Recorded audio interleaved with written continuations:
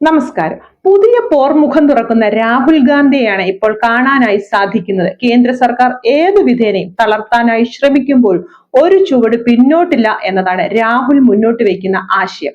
ലോകസഭാംഗത്വം റദ്ദാക്കുന്നതിനായി BJP notice നൽകിയതിനു ശേഷം ഇതുകൊണ്ടൊന്നും താൻ ഭയക്കാൻ പോകുന്നില്ല എന്ന ശക്തമായ ഒരു സന്ദേശം നൽകുന്ന തരത്തിലുള്ളത് കൂടിയായിരുന്നു രാഹുൽ ഗാന്ധിയുടെ ഇടപെടലുകൾ. ഇന്ത്യ-US വ്യാപാര കരാറിലെ അപകടങ്ങൾ ചൂണ്ടിക്കാട്ടിയതിന്റെ പേരിൽ രാജ്യത്തെ കാർഷിക മേഖലയെ മോദി വിറ്റെന്ന് പറഞ്ഞതിന്റെ പേരിൽ തിരിച്ചടികൾ നേരിടേണ്ടി വന്നാലും കർഷകർക്കായുള്ള നിലപാട് ആവർത്തിക്കുക തന്നെ ചെയ്യും എന്ന് നേരത്തെ തന്നെ രാഹുൽ ഗാന്ധി വ്യക്തമാക്കിയതുമാണ്. ഇതെല്ലാം വെറും വാക്കായിരുന്നില്ല എന്ന കാര്യമാണ് തൊട്ടടുത്ത ദിവസം തന്നെ അദ്ദേഹം നടത്തിയ ഇടപെടലുകളിൽ നിന്നും വ്യക്തമാകുന്നതും. രാഹുൽ ഗാന്ധിക്കെതിരെ അവകാശ ലംഘന നോട്ടീസ് നൽകിയ ഒരു സാഹചര്യമാണല്ലോ നിലനിൽക്കുന്നതെങ്കിൽ പോലും സത്യം പറഞ്ഞതിന്റെ പേരിൽ തന്നെ പിന്തിരിപ്പിക്കാനോ പിന്നോട്ടടിക്കാനോ കഴിയില്ലെന്ന് പ്രവർത്തികളിലൂടെ വ്യക്തമാക്കുകയാണ് രാഹുൽ ഗാന്ധി ഇപ്പോൾ.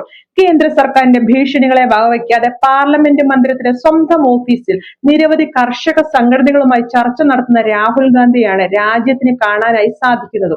കേന്ദ്ര സർക്കാരിന്റെ ഇന്ത്യ-അമേരിക്ക വ്യാപാര കരാർ കൊടിയ വിപത്തുകളെ ക്ഷണിച്ചു വരുത്തുമെന്ന രാഹുൽ ഗാന്ധിയുടെ മുന്നറിയിപ്പിനെ മുഖവിലക്കെടുത്തുകൊണ്ട് നിരവധി കർഷക സംഘടനകളും ചർച്ചയ്ക്കും തയ്യാറായി മുന്നോട്ട് വന്നിരിക്കുന്നു എന്നത് അദ്ദേഹത്തിന് ഊർജം പകരുന്ന കാര്യം തന്നെയാണ്. താൻ മുന്നോട്ട് വെച്ച ആശങ്കകളെ കർഷക സംഘടനകളും മനസ്സിലാക്കുന്നു, ഏറ്റെടുക്കുന്നു എന്നത് വലിയ പിന്തുണയാണ് നൽകാനായി പോകുന്നതും.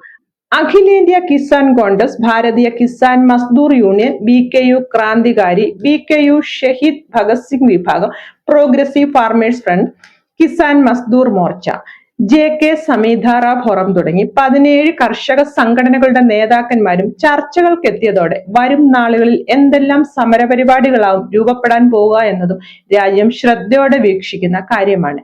കർഷകരുടെയും കാർഷിക തൊഴിലാളികളുടെ ഉപജീവന മാർഗം സംരക്ഷിക്കുന്നതിന് ദേശീയതലത്തിൽ കൂട്ടായ്മ ആവശ്യമാണെന്ന കാര്യമാണ് ഇവിടെ ചർച്ച ചെയ്യപ്പെടുന്നത്.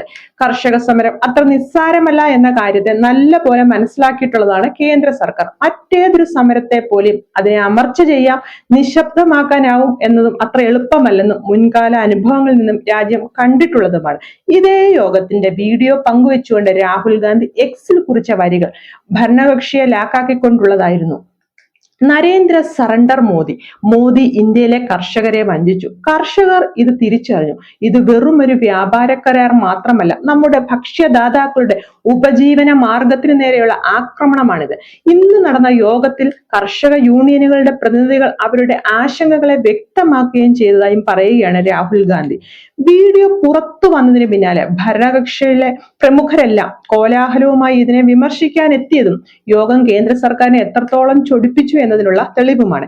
ഇതിനു പുറമെ പുതുച്ചേരിയിൽ നടന്ന BJP റാലിയിൽ പങ്കെടുക്കവെ അമിത്ഷാ രാഹുലിന്റെ വാദങ്ങളെ എതിരിടാനായി പറഞ്ഞതും ആവർത്തിച്ചുള്ള കള്ളമാണ് രാഹുൽ പറയുന്നത് എന്നതായിരുന്നു. BJP നേതാക്കന്മാർ ഒന്നടങ്കം രാഹുലിനെ ചെറുക്കാനായി തിടുക്കം കൂട്ടുന്ന കാഴ്ചയാണിപ്പോൾ രാജ്യം കണ്ടുകൊണ്ടിരിക്കുന്നത്. സമ്മർദ്ദത്തിന് വഴങ്ങി അമേരിക്കയുമായി വ്യാപാര കരാറിൽ പ്രധാനമന്ത്രി സമ്മതം മൂളി എന്നതായിരുന്നു രാഹുൽ ഗാന്ധിയുടെ വലിയൊരു വിമർശനം. രാജ്യത്തിന്റെ താല്പര്യമാണ് സമ്മർദ്ദങ്ങൾക്ക് വഴങ്ങുന്നതിലൂടെ ഇല്ലാതാക്കപ്പെടുന്നതെന്ന കാര്യവും ചൂണ്ടിക്കാട്ടുകയുണ്ടായി. മുൻ കരസേനാ മേധാവിയുടെ പുസ്തകം ലോക്സഭയിൽ പ്രതിപാദിച്ചതു മുതൽ രാജ്യം അമേരിക്കയുമായി നടത്തുന്ന ഇടക്കാല വ്യാപാര കരാർ വരെ കേന്ദ്ര സർക്കാരിനെ കടന്നാക്രമിക്കുന്ന രാഹുൽ ശൈലി ഭരണപക്ഷത്തിന് വലിയ ഡാമേജിനാണ് കാരണമായിട്ടുള്ളത്. പ്രതിപക്ഷം ആവശ്യമില്ല, പ്രതിപക്ഷ നേതാവിനെ ഉൾക്കൊള്ളാനും വിമർശനങ്ങളെ സഹിഷ്ണുതയോടെ കാണാനും ആവില്ല എന്ന നിലപാടുള്ള ഭരണപക്ഷത്തിന് വലിയൊരു അസഹനീയ സാന്നിധ്യമാണ് നിലവിൽ രാഹുൽ ഗാന്ധി. സഭയിൽ നിന്ന് തന്നെ സാന്നിധ്യം ഇല്ലാതാക്കും എന്ന മുന്നറിയിപ്പും ഇതിനോടകം തന്നെ വന്നും കഴിഞ്ഞു. ജനറൽ MM നരവനെയുടെ പ്രസിദ്ധീകരിക്കാത്ത പുസ്തകത്തിന്റെ ഭാഗങ്ങൾ പാർലമെന്റിൽ വായിച്ചതിനും ബജറ്റിനെതിരായി നടത്തിയ വിമർശനങ്ങളുടെ പേരിലും രാഹുലിനെതിരെ അവകാശ ലംഘന നോട്ടീസ് നൽകിയിരിക്കുകയാണ് BJP MP നിഷികാന്ത് ദുബെ. രാഹുലിനെ അയോഗ്യനാക്കണമെന്നും തിരഞ്ഞെടുപ്പിൽ മത്സരിക്കുന്നതിൽ നിന്ന് ആജീവനാന്തം വിലക്കണമെന്നും അടക്കമുള്ള ആവശ്യങ്ങൾ മുന്നോട്ട് വെക്കുകയാണ് ദുബെ. ഇതിലൊന്നും അതിശയപ്പെടാനായി യാതൊന്നുമില്ല. ഉദ്ദേശങ്ങൾ പല സാഹചര്യങ്ങൾ ഒത്തുവന്നപ്പോൾ വ്യക്തമാക്കപ്പെടുന്നു എന്ന് മാത്രമേ ഉള്ളൂ. പപ്പു എന്നും കോമാളി എന്നും ആവർത്തിച്ച് വിളിച്ച് നിസ്സാരവൽക്കരിക്കാനും തളർത്താനുമായി ശ്രമിക്കുന്നവർക്ക് നേരെ തോൽക്കാൻ തയ്യാറല്ല എന്ന സന്ദേശം നൽകുന്നതാണ് രാഹുൽ ഗാന്ധിയുടെ മുന്നോട്ടുള്ള പ്രവർത്തനങ്ങൾ.